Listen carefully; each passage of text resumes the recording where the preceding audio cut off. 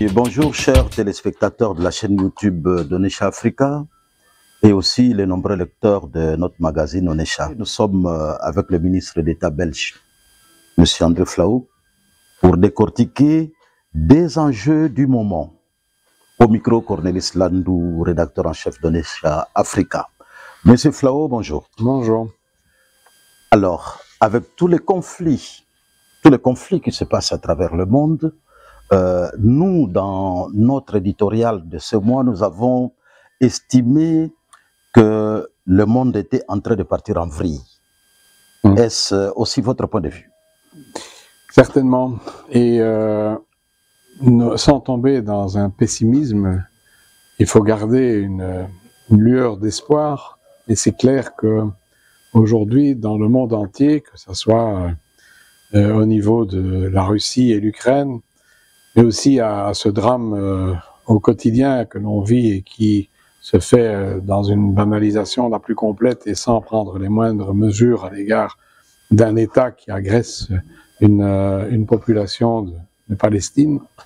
Ce qui se passe au Soudan, ce qui se passe à l'est du Congo, mais ce qui se passe aussi même aux États-Unis avec le rejet des migrants, doit nous inquiéter au plus haut point. Et il est clair que un autre sujet d'inquiétude, c'est aussi l'affaiblissement de tout ce qui est le multilatéralisme. Aujourd'hui, l'ONU est bafouée, la Cour pénale internationale est bafouée.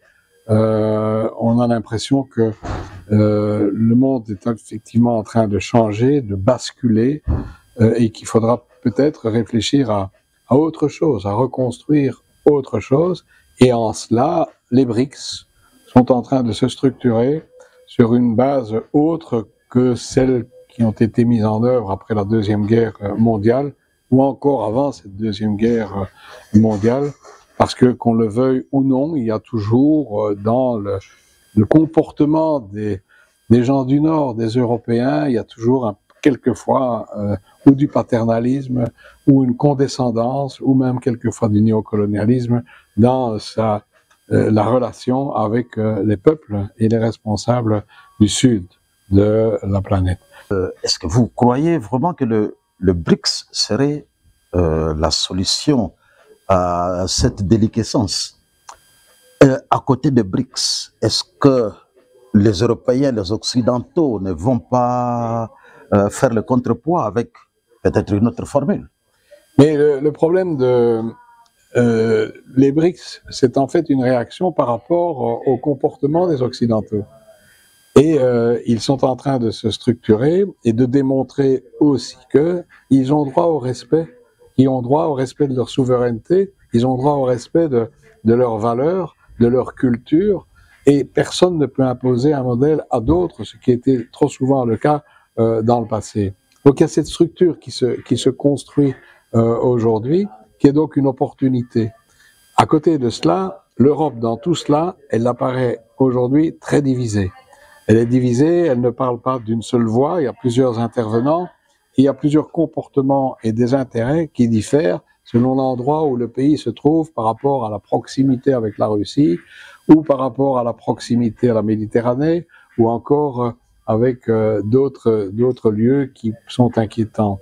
Et donc, je crois que l'Europe a intérêt à se structurer, et l'Europe a intérêt aussi à, de façon, si possible, coordonnée, mais si c'est pas possible de façon coordonnée en 27, il faudra que des noyaux se développent pour rencontrer d'autres qui se structurent sur base du partenariat et du respect mutuel pour reconstruire ensemble autre chose pour la démocratie, pour la paix et pour les peuples avant tout. Alors, dans ce puzzle du monde où il y a tous les conflits, il y en a quand même un qui a trop longtemps duré, le plus, disons, le conflit qui a duré le plus longtemps, le conflit qui a été le plus meurtrier, c'est celui de la RDC. Mais en dehors de ça, et nous savons d'ailleurs que dans son combat diplomatique, vous avez été parmi les grands observateurs en Europe, mais pas seulement les observateurs, mais les grands acteurs, que ce soit au niveau de la Belgique, que ce soit au niveau de l'Europe. Et ce que je voulais dire, c'est que Dans ce combat, l'Afrique est en train de revendiquer également sa place, en dehors des BRICS, en dehors de l'Europe. Mais l'Afrique revendique également sa place. Et dans cette revendication, il y a la République démocratique du Congo qui, diplomatiquement, a atteint un certain niveau. Comment vous l'expliquez? Mais que l'Afrique ait sa place, je suis tout à fait partisan de ça, je suis un défenseur de cela. Parce qu'on ne peut pas ignorer, finalement, ce continent, que ce soit l'Afrique ou que ce soit l'Amérique du Sud, qui sont les parties de la planète qui assurent notre avenir. À la fois sur le plan de la démographie, mais aussi sur le plan du sauvetage du climat, le bassin du Congo, le bassin de l'Amazone. Tout ça fait en sorte que nous sommes obligés de travailler en solidarité, mais sur une base de partenariat équilibré. Alors oui, il y a des conflits qui durent depuis très longtemps. Celui à l'est du Congo est un des plus longs, vous venez de le souligner. Celui qui frappe aujourd'hui le peuple palestinien est aussi quelque chose qui dure depuis des années et qui est aujourd'hui un accent particulièrement douloureux, révoltant, qui fait en sorte que on nie l'humain, on nie les personnes, on affame des populations, on tue des enfants, on tue des femmes, et c'est intolérable, c'est insupportable pour tout démocrate, d'où qu'ils viennent, ce genre de choses. Donc nous devons être aux côtés de ceux qui se défendent pour faire triompher la justice, pour faire triompher le respect du droit international. Et ce droit international, il est bafoué par certains États. C'est vrai à l'est du Congo par le voisin rwandais, c'est vrai aussi en Israël à l'égard de la Palestine, c'est vrai par la Russie à l'égard de l'Ukraine. Il ne peut pas y avoir des appréciations différentes du droit international selon l'endroit où on se trouve ou selon les intérêts économiques qui sont défendus par les uns. Pas deux poids et deux mesures. L'être humain doit être respecté où qu'il se trouve dans ses droits et ses devoirs. Alors, je l'ai souligné tantôt là, la RDC qui est agressée par son voisin depuis un bout de temps, a engrangé beaucoup de victoires au niveau diplomatique. Et vous avez été un des acteurs de cette victoire par votre plaidoyer au niveau du gouvernement belge, au niveau de l'Union européenne, ici à Bruxelles. Mais qu'est-ce qui reste à faire? Et tout d'abord, il y a un premier élément. Le premier élément, c'est que au début de son mandat, le président Tshisekedi a été critiqué parce que, disait-on, il voyage beaucoup. Et je vois qu'il voyage aussi maintenant beaucoup à l'intérieur de son pays, dans les provinces, et quelquefois avec au risque de rencontrer certains problèmes. Mais il a effectivement eu un geste symbolique très fort lorsqu'il a été élu, c'est de rencontrer son voisin, à commencer par le Rwanda, et puis il a rencontré les autres pays voisins. Et après cela, quand il a fait ce tour en Afrique, il est allé vers l'Europe, il est allé vers la Russie, vers la Chine, vers les États-Unis.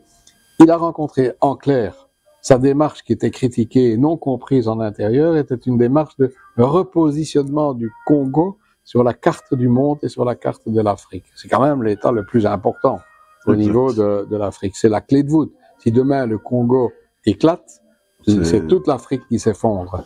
Et donc, en clair, il a eu conscience de ce rôle, il a joué ce rôle à plein, ce qui, effectivement, dans la situation qui se passe aujourd'hui de l'agression continue, avec une pointe de gravité qui s'est accentuée, ce qu'il a fait, c'est effectivement remis le Congo sur la carte de l'Afrique, sur la carte du monde, ce qui a facilité la tâche pour, effectivement, sur le plan diplomatique, au moment de le pic de fièvre dans l'agression, de faire comprendre avec des parlementaires, avec des ambassadeurs, des parlementaires qui parlent aux parlementaires ici en Belgique, pour faire comprendre la situation, pour faire adopter des résolutions. Ça s'est fait en Belgique.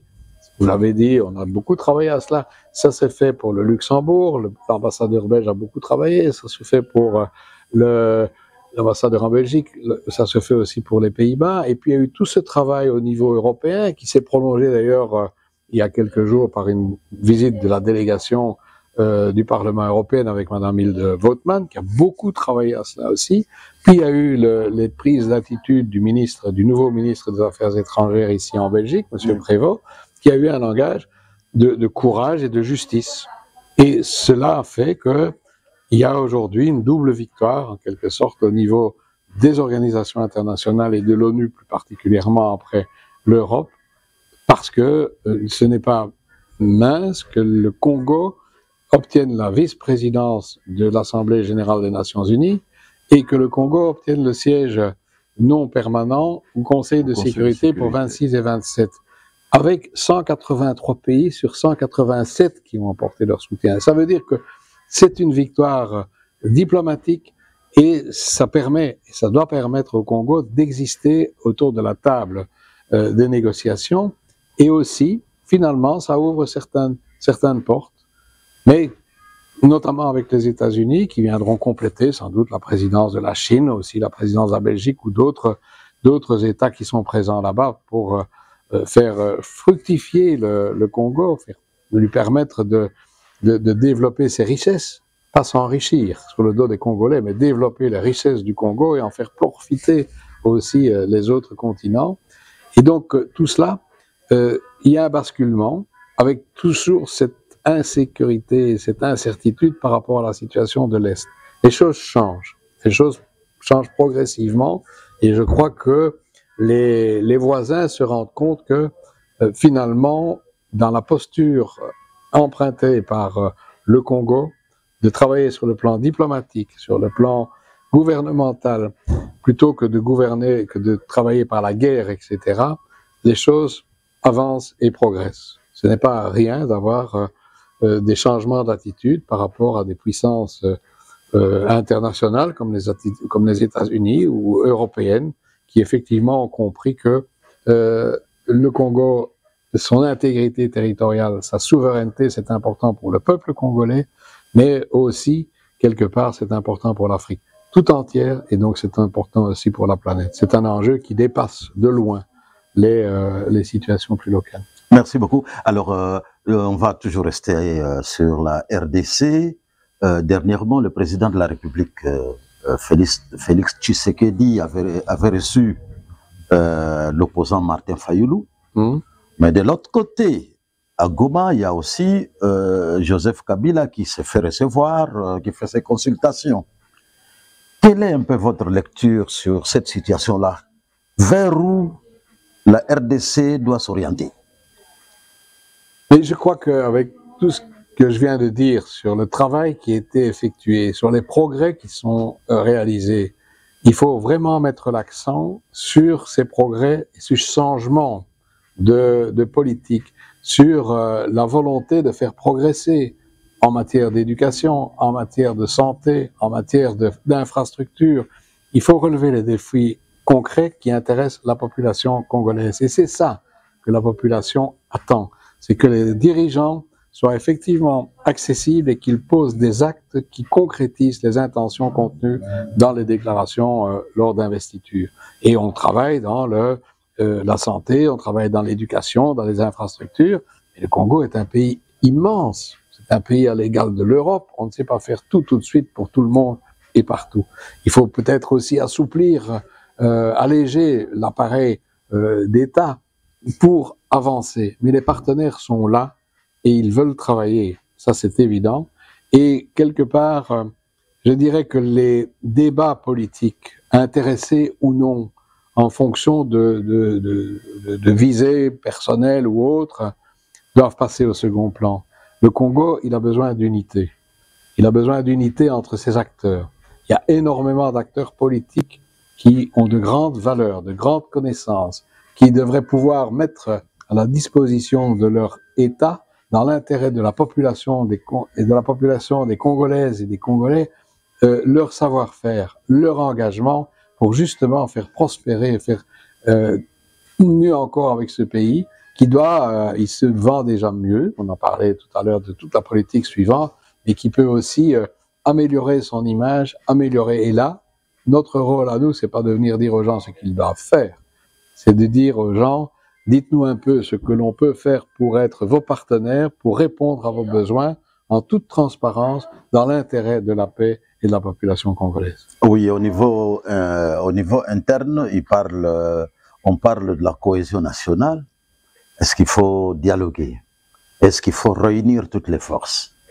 Dans quel format? Et justement, dans quel format? Il faut aussi penser à la société civile. Il faut penser aussi aux chefs coutumiers.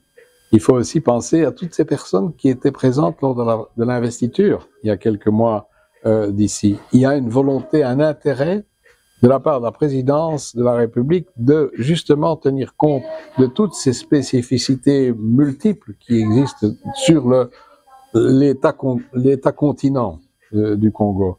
Alors, pour dialoguer, pour parler, il faut des gens qui veulent parler et veulent dialoguer. On constate malheureusement que le voisin rwandais, lui, n'est pas dans le sens du dialogue. Il refuse ce dialogue, où il fait semblant d'accepter mais refuse.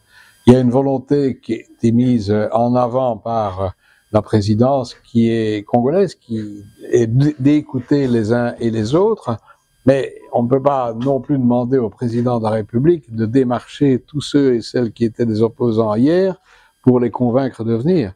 Le mouvement, il allait dans le sens inverse. Ceux qui veulent vraiment faire quelque chose pour le Congo, qui sont aujourd'hui dans l'opposition après avoir été dans la majorité pendant des années, on a bien connu ces périodes-là aussi, ben, il faut simplement que les gens fassent, non pas allégeance, mais fassent preuve de leur bonne volonté de travailler à la construction du Congo, à bâtir un Congo fort, respecté à l'extérieur, où chacun trouvera sa place.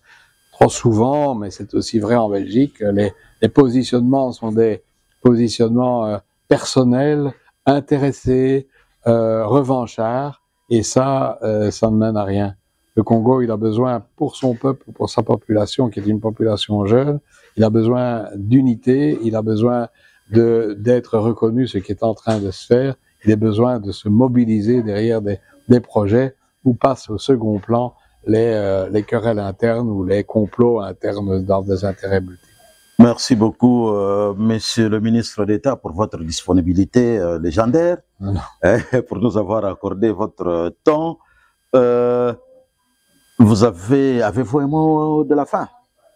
Non, moi je dirais tout simplement que je reste très attaché à ce pays, qui est effectivement un pays important, et je crois qu'il faut pour ce pays être aussi à la disposition, à l'écoute, pour aider celles et ceux, à commencer par le président de la République, et aussi les responsables du gouvernement, la première ministre et beaucoup de personnes qui sont très compétentes dans les organes de décision, pour faire progresser les projets, pour les faire aboutir. Et donc ça impose aussi d'avoir une relation franche, honnête, sincère, de partenariat avec le Congo et le peuple congolais.